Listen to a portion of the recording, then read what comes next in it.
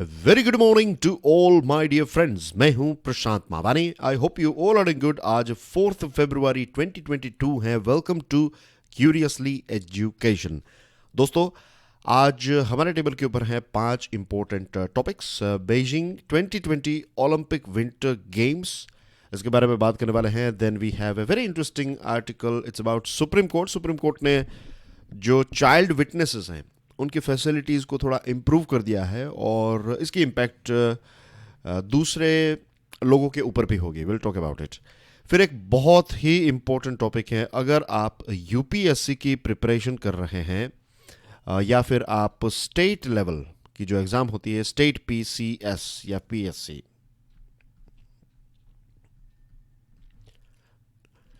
तो ये टॉपिक आपके लिए बहुत ही इंपॉर्टेंट है। एक बहुत ही इंपॉर्टेंट कॉन्सेप्ट जो है वो हम समझने वाले हैं। फिर हमारे देश में और दुनिया के कुछ देशों में कोविड वैक्सीन के खिलाफ प्रोटेस्ट चल रहे हैं, तो इसको देखेंगे। और जिन स्टूडेंट्स ने बजट का जो वीडियो देखा है, बजट एनालिसिस वाला वीडियो, तो उनको पता होगा कि वाइब्रेंट विलेजेस प्रोग्राम बजट में अनाउंस किया गया था, तो इसके बारे में हम बात करने वाले हैं। Then we have some news and one MCQ as well.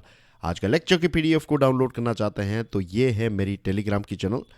दोस्तों, if you want to get in touch with me तो ये है मेरा इंस्टाग्राम, फेसबुक और ट्विटर का हैंडल।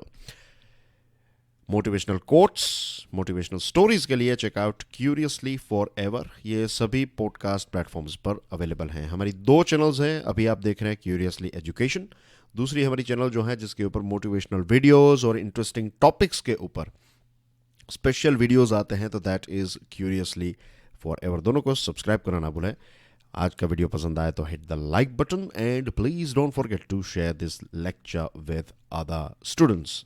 तो now let's move on to the first topic. Winter is here, the Hindu का ये एडिटोरियल है। आपकी स्क्रीन के ऊपर जो तस्वीर है, एज यू कैन सी, ये व्यक्ति इंडियन है और ये हमारे स्कीयर हैं। इनका नाम है आरिफ खान। विंटर ओलंपिक्स जो बीजिंग यानी कि चाइना में आज से स्टार्ट होगी 4 फरवरी से, और 20 फरवरी तक ये विंटर ओलंपिक्स गेम जो है वो चलेगी। तो इसमें भारत के एकमात्र एथलीट जिसने पार्ट लिया है, ही इज आरिफ खान।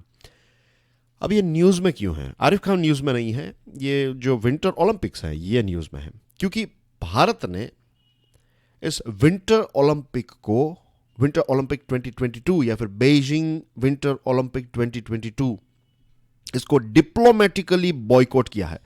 ध्यान रखिए, ऑफिशियली नहीं, डिप्लोमेटिकली। अगर ऑफिशियली बॉयकॉट करते तो हम हमारे प्लेयर को भी नहीं भेजते, लेकिन यहां पर डिप्लोमेटिकली भारत ने इसको बॉयकॉट किया है, इसको रिजेक्ट किया है। तो हमारे जो आरिफ खान है वो तो इस गेम में 2 गेम्स होगी, तो दोनों गेम्स में पार्ट भी लेंगे, ओपनिंग सेरेमनी में भी होंगे और उनका जो सपोर्ट स्टाफ है वो भी होगा। तो the show must go on जैसे कहते हैं ना। तो आरिफ खान और हमारे ये जो अकेले एथलीट हैं और इनकी टीम जो है, तो वो अपना काम जो है वो करती रहेगी। अब प्रश्न ये उठता है कि भारत ने इसको डिप्लोमेटिकली बॉयकॉट क्यों किया? उसके पीछे रीज़न ये है कि जून 2020 में जो गलवान क्लैशेस हुए, आपको याद होगा कि लगभग हमारे 20 जितने जवान जो हैं वो बैटल कैजुअल्टी हुए थे, वो शहीद हो गए थे। और ये बात जो है वो चाइना ने एक्सेप्ट नहीं की, लेकिन चाइना के लगभग 100 जितने जवान जो हैं वो उस बैटल जो हुई, गलवान क्लैशेस जो हुए, तो उसमें भारत के सोल्जर्स ने लगभग चाइना के 100 जितने सोल्जर्स को बैटल कैजुअल्टी बना दिया था। लेकिन आंकड़ा बड़ा था। अभी एग्जैक्टली वो फिगर्स के ऊपर फोकस मत कीजिए, right. We are not here to discuss those figures कि कौन सा आंकड़ा राइट है। यहाँ पर समझना यह है कि ये जो क्लैश है, this clash is a big thing for us. हमारे जो जवान हैं जिन्होंने हमारे देश को बचाने के लिए, हमारी बॉर्डर की सुरक्षा के लिए अपने प्राणों की आहुति दी, उनको, उनके परिवारजनों को हम कैसे भूल सकते हैं? कभी नहीं भूल सकते। और सिर्फ हम नहीं, आने वाली जनरेशन्स जो हैं उनको याद करना ही पड़ेगा, क्योंकि उन्होंने अपनी जान दी और हमारी बॉर्डर्स को बचाने की कोशिश की और बचा भी लिया।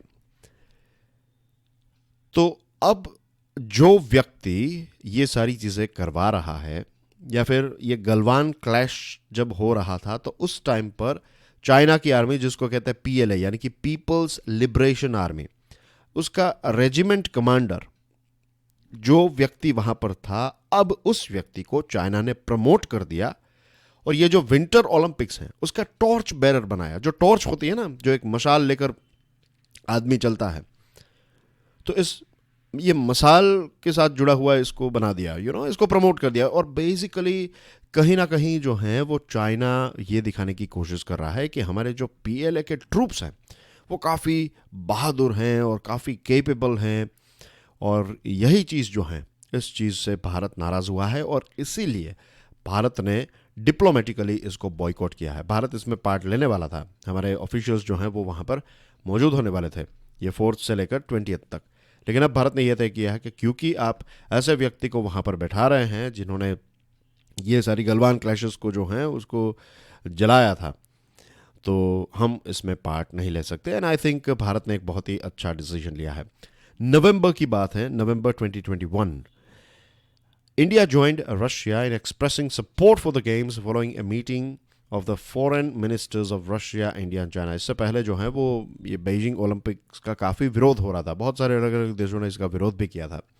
लेकिन फिर रशिया सामने आया और फिर भारत, रशिया और चाइना के बीच में जो फॉरेन मिनिस्टर्स की वर्चुअल मीटिंग हुई थी, तो उस मीटिंग में फिर भारत ने कहा कि चलो ठीक है, पॉलिटिक्स जो है वो अपनी जगह पर होना चाहिए, जियो पॉलिटिक्स अपनी जगह पर होना चाहिए, और जो गेम्स हैं उसको हमें खेलते रहना चाहिए। जो games in the sense this sort of sports, इतने जो बड़े इवेंट्स हैं वो होते रहने चाहिए।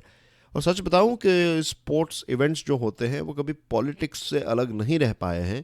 आप पूरी ओलंपिक्स का इतिहास देखेंगे, you will find some sort of politics is always there. लेकिन इसके फायदे भी हुए हैं।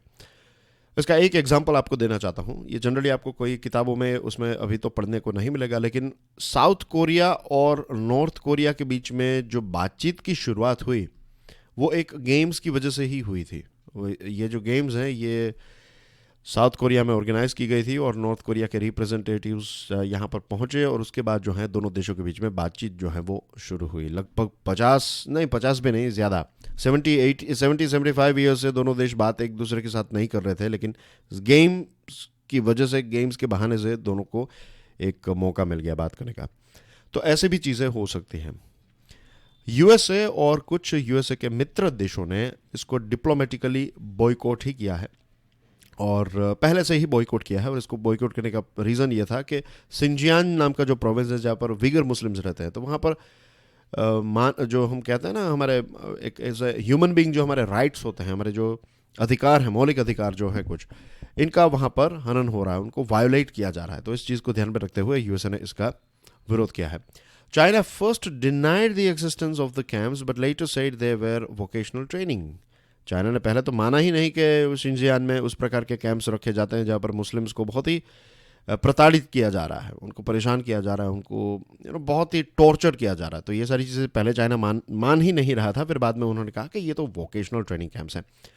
फिर शी जिनपिंग जो हैं वो ये भी दिखाना चाहते हैं कि ये कोविड की महामारी के बाद पहली ऐसी मेजर इवेंट अगर किसी ने कंडक्ट की है तो वो चाइना ने की है और चाइना कर रहा है। और वो ये भी एक सिग्नल देना चाहता है कि चाइनीज़ पॉलिटिकल सिस्टम जो है it is the best in the world.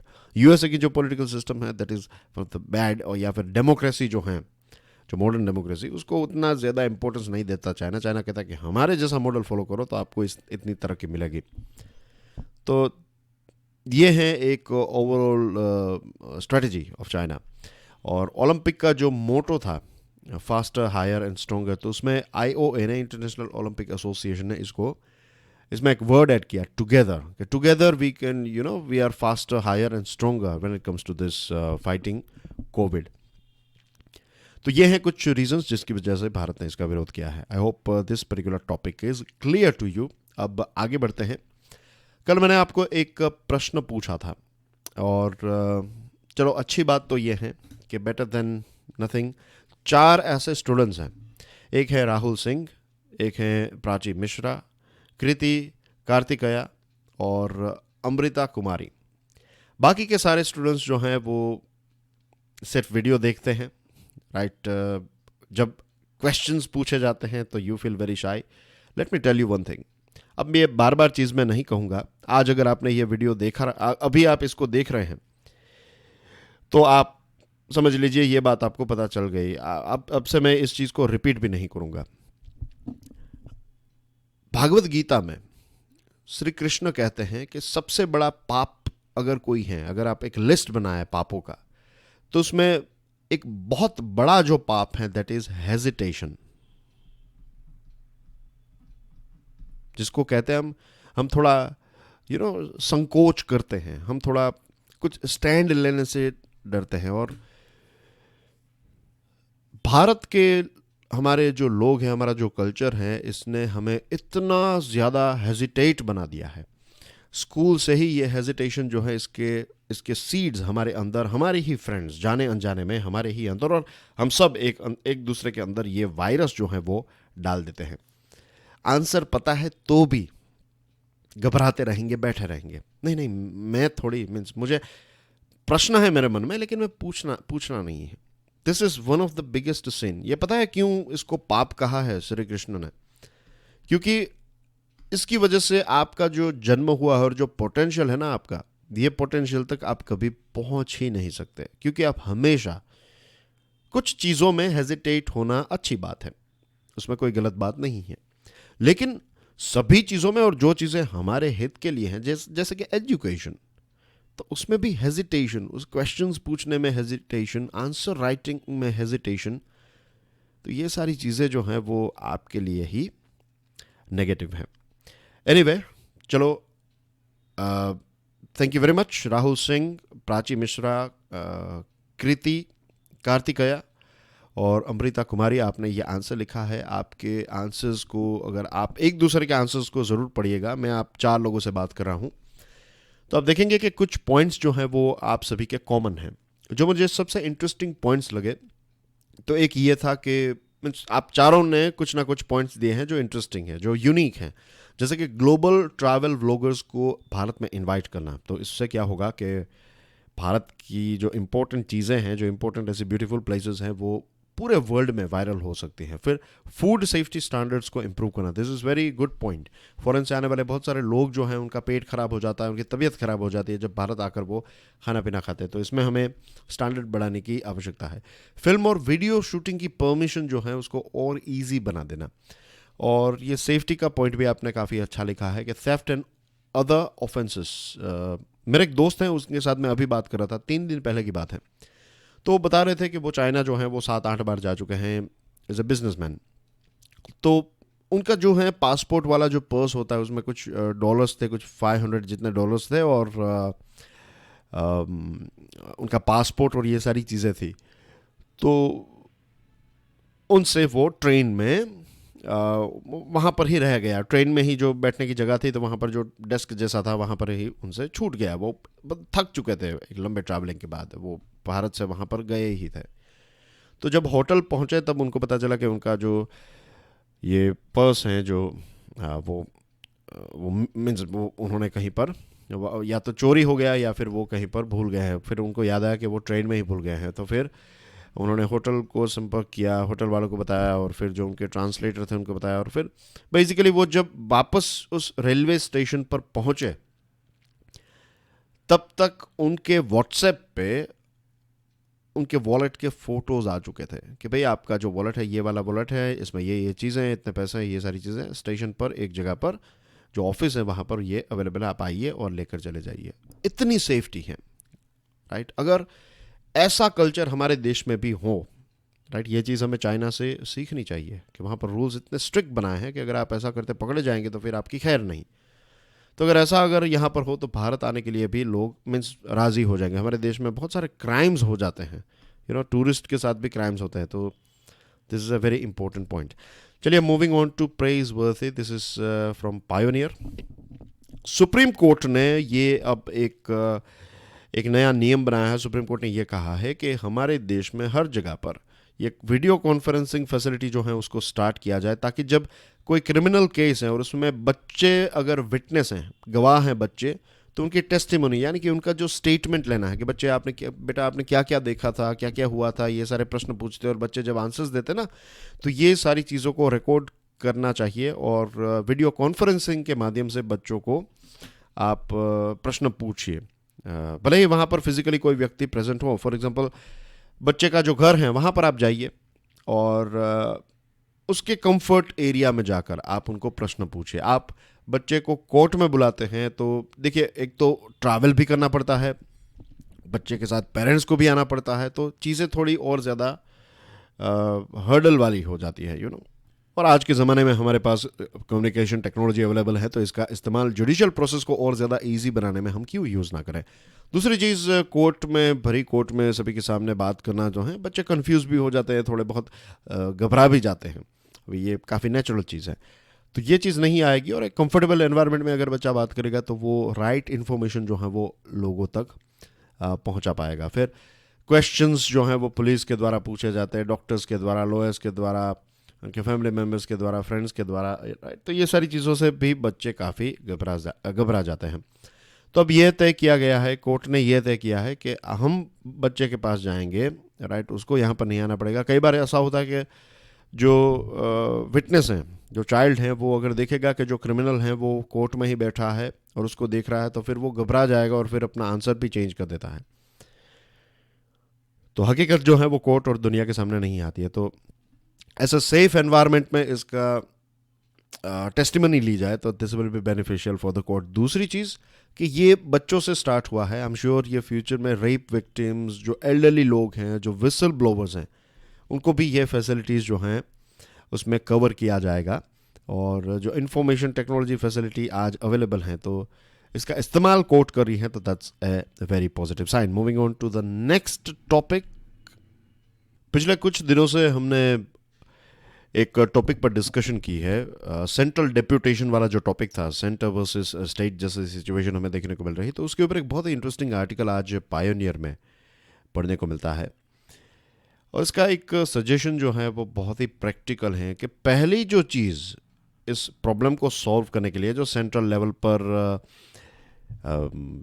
IAS officers, IPS officers और इंडियन फॉरेस्ट सर्विस ऑफिसर्स की अगर शॉर्टेज है, मैं बात करूं ऑल इंडिया सर्विसेज के ऑफिसर्स की अगर सेंट्रल लेवल पर शॉर्टेज है, तो first thing that you can do, जो सेंट्रल गवर्नमेंट और स्टेट गवर्नमेंट्स कर सकती है, वो ये है कि जितने भी नॉन ब्यूरोक्रेटिक असाइनमेंट्स हैं, जैसे कि सरकारी कोई कंपनी है तो उसमें टॉप मैनेजमेंट पर आपने IAS ऑफिसर्स को बिठा दिया है, या फिर ऐसी जो भी अलग अलग बिजनेसेस हैं, ऐसी जो भी कोई कॉमर्शियल कंपनीज हैं, सरकारी कंपनीज, तो वहाँ से इन लोगों को रिलीव कर दीजिए और उनको उनका जो मेन काम है, जिसके लिए IAS ऑफिसर्स को या फिर एक ब्यूरोक्रेट को ट्रेन किया जाता है, उसको एडमिनिस्ट्रेशन के लिए ट्रेन किया जाता है। जब सरदार पटेल साहब ने इंडियन सिविल सर्विस और इंपीरियल पुलिस को कन्वर्ट करके IAS और IPS बनाया, तो उस टाइम पर उनके दिमाग में एडमिनिस्ट्रेशन और पुलिसिंग, ये दो चीज़ें ही दिमाग में थी।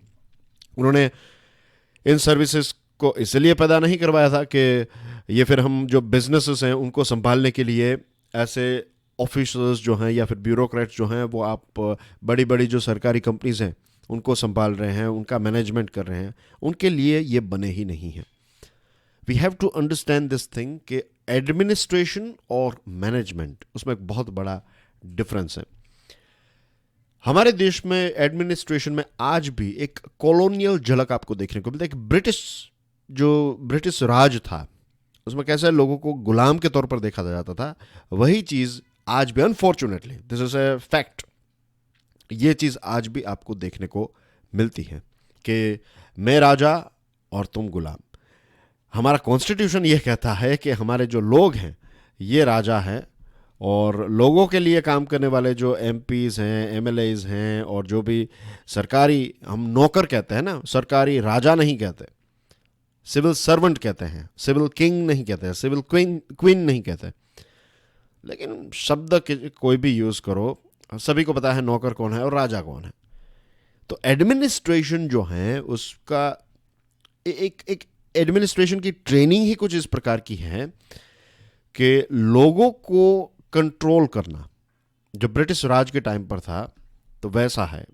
इन रियलिटी एडमिनिस्ट्रेशन की डेफिनेशन ये होनी चाहिए कि एक एरिया जो है, means definition in the sense कि उसका प्रैक्टिकल इंप्लीमेंटेशन ऐसा होना चाहिए कि एक एरिया जो है जिसका एक अपॉइंटेड ब्यूरोक्रेट है, तो लेट्स से कलेक्टर, तो जो कलेक्टर हैं तो वो जो भी डिस्ट्रिक्ट के कलेक्टर हैं तो उनकी रिस्पॉन्सिबिलिटी ये है कि उस पूरे डिस्ट्रिक्ट में जो एडमिनिस्ट्रेशन है या फिर जो जो सरकारी एक ढांचा है, चाहे पुलिस आ जाए, चाहे रेवेन्यू आ जाए, जो जितनी भी ऑफिसेज है, जितनी भी सरकार जो है, वो लोगों के हित के लिए काम करे।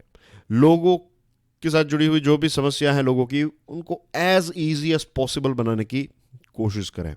तो ये होना चाहिए, राइट।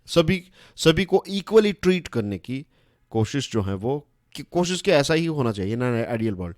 मैनेजमेंट जो है, this is more about business. Management जो है वो आप अपने यहां पर आप जो एडमिनिस्ट्रेशन की मैंने बात की, this is let's say A for administration, this is M for management. तो एडमिनिस्ट्रेशन जो है वो सिटीजन्स के लिए है, नागरिकों के लिए है। मैनेजमेंट जो है ये आपके मोर लाइकली क्लाइंट्स के लिए। मैं बहुत ही बेसिक एग्जांपल आपको दे रहा हूं, राइट, कि अगर आपकी लेट्स से होटल है या फिर आपका बिजनेस है, तो आपका जो क्लाइंट आएगा, तो आपको क्लाइंट को क्या चाहिए, उसकी नेसेसिटी के हिसाब से आप उसको सर्व करेंगे।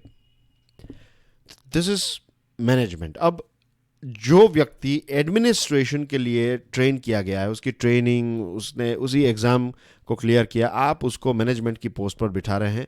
और शायद इसी वजह से बहुत सारी हमारी सरकारी कंपनीज जो हैं वो उतना अच्छा परफॉर्म भी नहीं कर पाती। हमारे देश में ट्रेडर्स ज़्यादा हैं लेकिन इंडस्ट्रियलिस्ट जो हैं वो काफ़ी कम हैं। इंडस्ट्रियलिस्ट का मतलब यह है कि एक ऐसा पुरुष या फिर महिला जिसके पास ज़्यादा पैसे हैं, कैपिटल हैं, और उसी के साथ साथ बिजनेस इंटेग्रिटी भी है, बिजनेस करना भी उसको पता है। तो ऐसे कम लोग हैं। ट्रेडर्स ज़्यादा है कि कोई मैन्युफैक्चर कर रहा है और मैं उनका सामान लेकर फिर मार्केट में अलग अलग जगहों पर बेचूंगा। Just a rough example of a trader. तो हमें क्या चाहिए कि हमें चाहिए कि हम और ज़्यादा इंडस्ट्रियलिस्ट, ऐसा नहीं है कि ट्रेडर्स जितने कभी भी इंडस्ट्रियलिस्ट किसी भी इकोनॉमी में नहीं होंगे, लेकिन हम कोशिश कर सकते हैं कि हम ज़्यादा जो हैं वो इंडस्ट्रियलिस्ट जो हैं उनको नर्चर करें, उनको प्लेटफॉर्म प्रोवाइड करें ताकि वो इस बिज़नेस में आ सके। और ऐसे ऐसे करके सरकार जो है वो धीरे धीरे जो भी बिजनेसेस हैं सरकार के, उन बिजनेसेस से सरकार जो है वो निकल सकती है। अनफॉर्चुनेटली एकेडमिक्स में भी जो बीबीए शब्द हैं, bachelor of business administration, it should be bachelor of business management, it should be masters of business management. MBM होना चाहिए, बीबीएम होना चाहिए। इट शुड, ये जो बीबीए और एमबीए है, एडमिनिस्ट्रेशन वर्ड जो है वो इसके लिए अप्रोप्रिएट नहीं है। अगर अच्छी तरीके से इसको मैग्नीफाइंग ग्लास से देखा जाए तो management is the right word, और एडमिनिस्ट्रेशन की जगह पर है। आज हमारे देश में ऐसा भी नो कि एक एग्ज़ाम देने के बाद आप एक बहुत ही ऊपर की पोस्ट तक पहुंच जाते हैं। यूपीएससी की एग्ज़ाम आपने दी या फिर स्टेट लेवल की एग्ज़ाम दी, तो आप एक बहुत ही इंपॉर्टेंट पोजीशन, एक कंपनी में जैसे सीईओ का काम होता है वैसा ही काम आपका डिस्ट्रिक्ट में हो जाता है। तो उस हिसाब से व्यक्ति को प्रॉपर ट्रेनिंग देनी चाहिए। उस व्यक्ति को आप बिजनेस में बैठाएंगे तो फिर इश्यूज ही क्रिएट होंगे। तो ऐसे कुछ बदलाव के माध्यम से भी हम जो वैकेंसी है, ये वैकेंसी को कंप्लीटली नहीं लेकिन कुछ हद तक जो है वो फुलफिल कर सकते हैं। No administrator should be in charge of any corporation. Most of them are wedded to procedures and not to profit. उनका जो पूरा एक ढांचा या फिर ट्रेनिंग जो है ये प्रोसीजर फॉलो करने की होती है, प्रॉफिट जनरेट करने की नहीं होती है। Moving on to next item, anti vax protests grow. ये ट्रिब्यून का एक आर्टिकल है।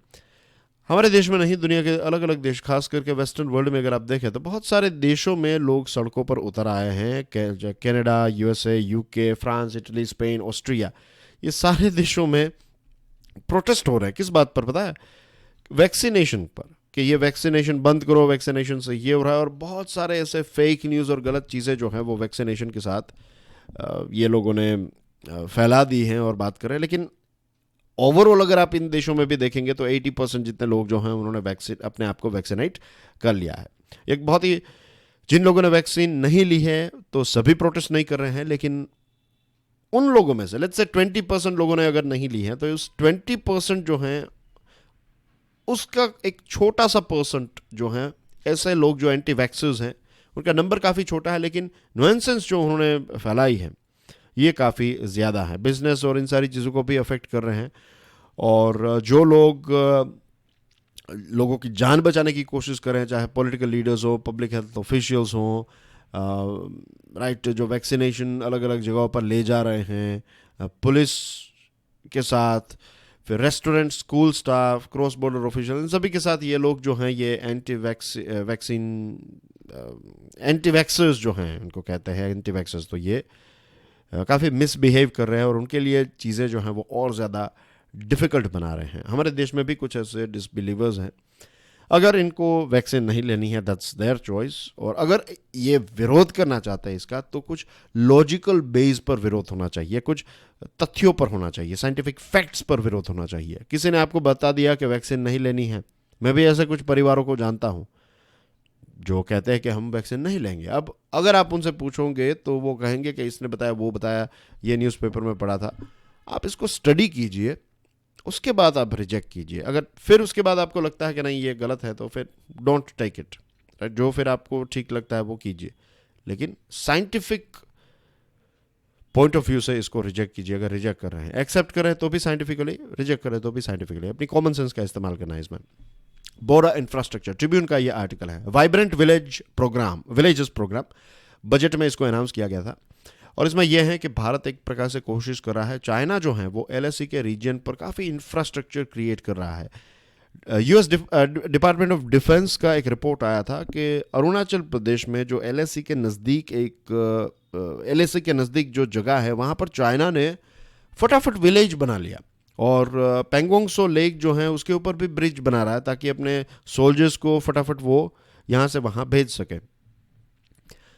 इसी चीज़ को ध्यान में रखते हुए भारत ने भी ये स्कीम निकाली है कि हमारे जो एलएसी के नज़दीक में जो विलेजेस हैं, तो बहुत ही कम पॉपुलेटेड विलेजेस हैं, कनेक्टिविटी कम है, तो वहाँ पर इंटरनेट और इंफ्रास्ट्रक्चर की फैसिलिटी प्रोवाइड की जाएगी। और इसका फ़ायदा ये होगा कि सबसे पहले तो हम वहाँ पर रहने वाले जो लोग हैं उनका दिल जीत पाएंगे, उनको पता चलेगा कि भारत सरकार जो है वो उनके लिए काम कर रही है, उनके साथ है। दूसरी चीज़ कि जब वो लोग हमारे भारत सरकार के ऊपर भरोसा करेंगे तो फिर वो हमें इन्फॉर्मेशन भी प्रोवाइड करेंगे, इंपॉर्टेंट इन्फॉर्मेशन। ये इन लोगों के साथ जुड़ी हुई है, जो पीएलए के लोग हैं उनके साथ जुड़ी हुई, उनके ट्रूप्स के साथ जुड़ी हुई। तो इसलिए बीआरओ का जो एक कैपिटल बजट था वो 2500 करोड़ था, इसको इंक्रीज करके 3500 करोड़ रुपीज़ कर दिया है। फिर जो सेला टनल है, ये अरुणाचल प्रदेश का जो तवांग रीजन है वहाँ पर है, ये चाइना के साथ ये डिस्ट्रिक्ट ऐसा है जो चाइना के साथ बॉर्डर शेयर करता है, तो इसका काम भी चल रहा है। आपको ये पता होना चाहिए, ये इसलिए मैंने यहाँ पर ऐड किया कि सेला जो है ये तवांग रीजन में है और तवांग जो है वो अरुणाचल में है, तो ये चीज़ आपको याद रखनी है, सेला टनल। तो इट्स ए गुड थिंग कि भारत जो है वो ये जो विलेज, क्या नाम था इसका, वाइब्रेंट विलेजेस प्रोग्राम, ये स्कीम जो है वो बजट में मेंशन की गई है और इसको हम सपोर्ट कर रहे हैं, तो दैट्स ए गुड साइन। और बॉर्डर इंफ्रास्ट्रक्चर की एक दूसरी चीज़ हमारे देश में एक लंबे समय से ये है कि दुनिया के दूसरे देशों को आप देखेंगे तो वहाँ पर बॉर्डर रीजन जो होता है वो काफ़ी डेवलप्ड होता है। अनफॉर्चुनेटली हमारे देश में ऐसा नहीं है, बॉर्डर वाला रीजन जो है वो उसमें डेवलपमेंट जैसी चीज़ ही नहीं है। तो इस चीज़ को भी अब हमें बदलने की शुरुआत तो भारत सरकार ने स्टार्ट कर दी है, लेकिन इसमें कुछ वक्त लगेगा।